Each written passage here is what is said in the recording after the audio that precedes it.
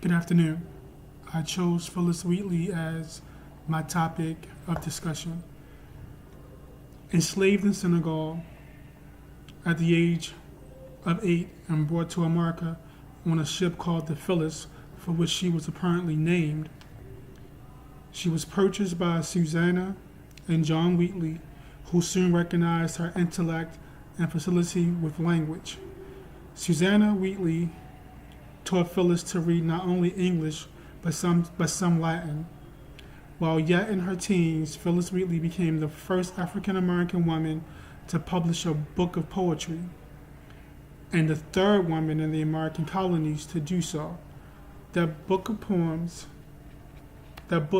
poems on various subjects, religious and moral, became controversial twice.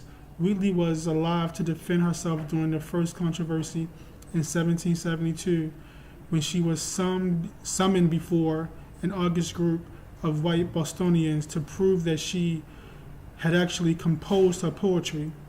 Since common thought of the day denied the possibility of intellectual or aesthetic gifts in Africans. The second time Wheatley and her poetry became controversial was during the 1960s, when her blithe and sometimes glorified treatment of slavery was identified as a hindrance to historical truth and to the civil rights movement. One poem in particular brought Wheatley into a shadowy view. On being brought from Africa to America, in the poem she speaks of the pagan land of her birth and her benighted soul, which was saved when was enslaved, echoing common folklore of the day, which held that Africans were the seed of Cain. Wheatley's poem says, "Remember Christians, Negro blacks as Cain, may be refined and joined angelic train." Although she remains a controversial figure among African American writers, the significance of her place in American history is uncontested. Phillis Wheatley met or received correspondence from the most famous leaders of the American Revolution, including John Paul Jones, George Washington, Benjamin Franklin, and John Hancock. Thomas Jefferson was aware but dismissive of Wheatley's works.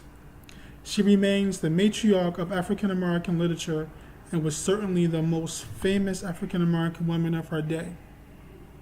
Wheatley was emancipated after the publication of her first book of poetry.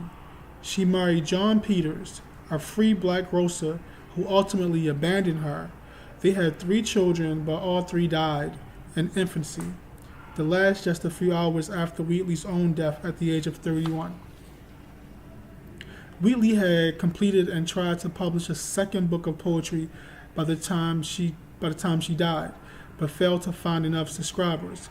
Although her work would later be resurrected by abolitionists of the 19th century, Phillis Wheatley died in a poor dwelling, having fallen from the heights of fame as a poet to the depths of poverty, employed as a seamstress and a common servant. Thank you.